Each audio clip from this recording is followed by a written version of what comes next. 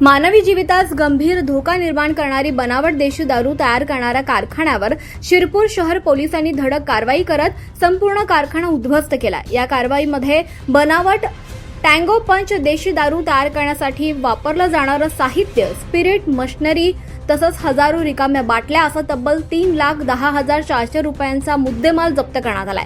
Police अधीक्षक धुळे विशाल आनंद यांनी जिल्ह्यात सुरू असलेल्या अवैध आणि बनावट दारू निर्मिती केंद्रावर कठोर कारवाई करण्याचे आदेश दिले होते आणि त्यानुसार शिरपूर शहर पोलीस ठाण्याचे प्रभारी अधिकारी तथा पोलीस निरीक्षक किशोर कुमार परदेशी यांना दिनांक 19 मे 2026 रोजी गोपनीय माहिती मिळाली की नवे चांदसूर्य तालुका शिरपूर येथील वासर्डी रोडवरील एका पक्क्या घरात नितेंद्र पोपटराव पावरा हा बनावट देशी दारू तयार करण्याचा कारखाना चालवतोय। माहितीची खातर जमा करून पोलिसांच्या पथकाने संबंधित ठिकाणी छापा टाकला असता आरोपी नितेंद्र पोपटराव पावरा हा घराच्या तळमजल्यावर तसंच पहिल्या मजल्यावरील खोल्यांमध्ये टँगो पंच नावाची बनावट देशी दारू तयार करताना आढळून आला। पोलिसांनी संपूर्ण घर आणि परिसराची तपासणी केली असता 435 लिटर स्पिरिट, 22,000 रिकाम्या बाटल्या, इलेक्ट्रिकल सीलिंग मशीन, सीलबंद दारूच्या बाटल्या, स्टिकर्स, बूट्स, प्लास्टिक टाक्या, ड्रम, ट्रे, नळसाळे आदी साहित्य जप्त केले।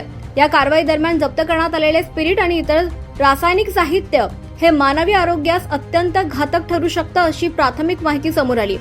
त्यामुळे पोलिसांनी मोठी दुर्घटना टळल्याची भावना व्यक्त केली।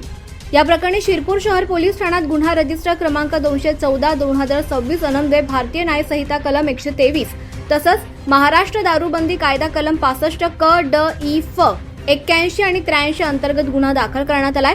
ही कारवाई पोलीस अधीक्षक विशाल आनंद, अप्पर पोलीस अधीक्षक अजय देवरे आणि उपविभागीय पोलीस अधिकारी विश्वजित जाधव यांच्या मार्गदर्शनाखाली पोलीस निरीक्षक किशोर कुमार परदेशी, पोलीस उपनिरीक्षक सुरेश सोनावणे, दीपक कुशारे तसंच शिरपूर शहर पोलीस ठाण्याच्या पथकानं यशस्वीरित्या पार पाडली आहे। 24 लाईव्ह महाराष्ट्र न्यूजसाठी अजय भरसट, सांगवी, शिरपूर।